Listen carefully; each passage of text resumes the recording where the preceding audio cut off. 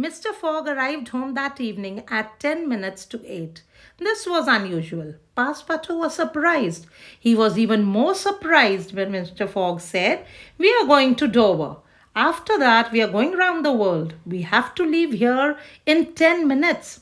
"Round the world? We are going round the world!" Passepartout cried. "Yes, and in 80 days. I have made a bet.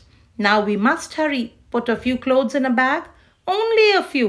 We can buy others on the way." Passepartout fell back into a chair. He didn't speak, but he thought, "Goodbye, my quiet and comfortable life.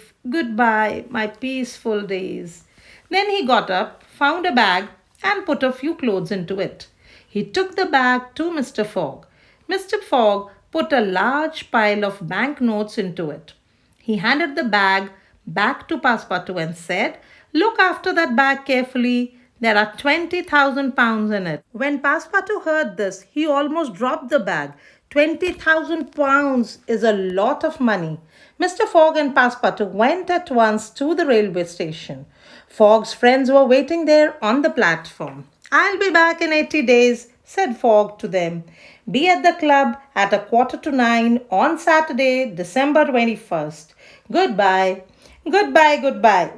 Mr. Fogg and Passepartout got into the train. It left exactly at 8:45.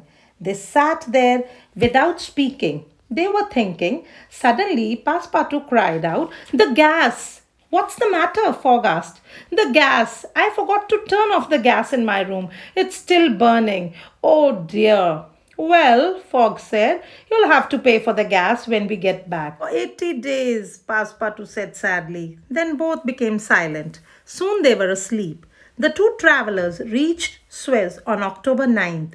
Fogg was glad. He was neither early nor late. He felt hopeful.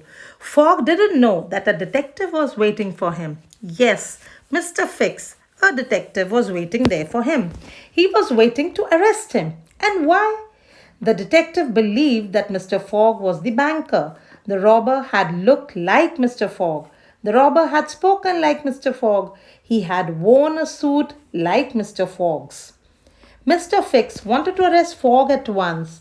He couldn't do that because he had no warrant. He had to have a warrant before he could arrest anybody. He therefore sent his message to the London police. "The bank robber is in Suez. Send a warrant quickly. Send it to Bombay. I shall arrest him there. We should reach Bombay on October 20th. The robber's name is Phileas Fogg." Mr. Fix planned to follow Fogg to Bombay and arrest him there. Mr. Fogg knew nothing of this.